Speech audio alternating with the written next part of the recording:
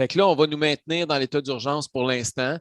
Puis pensez-y, là, il y a plein de députés puis de ministres, plusieurs, qui sont partis dans le sud, sont allés en vacances, puis j'ai rien contre le fait de prendre des vacances. Moi-même, je rêve d'en prendre depuis longtemps, puis Claire puis d'autres insistent que j'en prenne au plus sacré. Ça fait un maudit bout de temps que je n'ai pas pris. Mais on a des ministres qui partent dans le sud, puis alors qu'on est en état d'urgence sanitaire, alors qu'on sait tous qu'il n'y a plus d'urgence. Ils nous présentent un projet de loi pour dire qu'on va mettre fin à l'urgence, mais ils poussent ça après les élections, au moins jusqu'au 31 décembre. Et là, pendant ce temps-là, ils font une conférence de presse dimanche. Vous l'avez peut-être vu, le docteur Boileau qui fait une conférence de presse pour nous dire que là, un dimanche, d'abord, pourquoi il fait une conférence de presse pour un dimanche? On pensait que c'est parce qu'il y avait quelque chose de très, très grave à nous annoncer.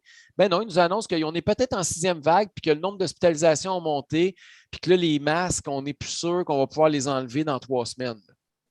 C'est ça qu'ils nous ont dit dimanche, Claire. Exact, tout à fait. Alors là, c'est n'importe quoi et son contraire. En tout cas, ça va commencer jeudi. Oh. Ouais. Moi, personnellement, là, je suis tellement tannée de leur manœuvre, là. J'ai envie de leur offrir de siéger 2 semaines de plus pour prendre le temps d'étudier les projets de loi comme il faut. Ce qu'ils ne veulent pas, ils veulent nous les pousser dans la gorge. Un bulldozer. Jusqu'à la limite.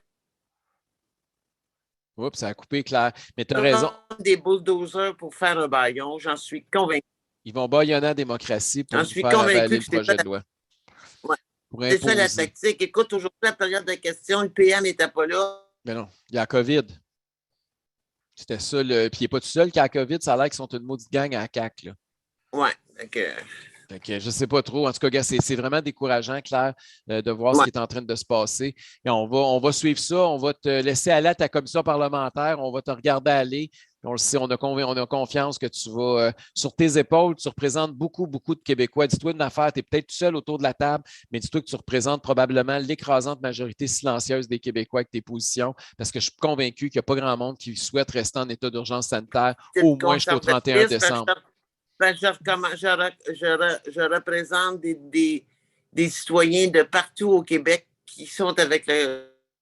Ben oui, tu représentes tout le monde. Tu représentes en fait la majorité, même ceux qui ne sont pas juste conservateurs. Il y a beaucoup de gens, même dans d'autres partis, qui sont écœurés de l'urgence sanitaire et qui trouvent que le gouvernement Legault le charrie et est en train de tirer l'élastique. À un moment donné, ça va lui revenir dans le front. Là.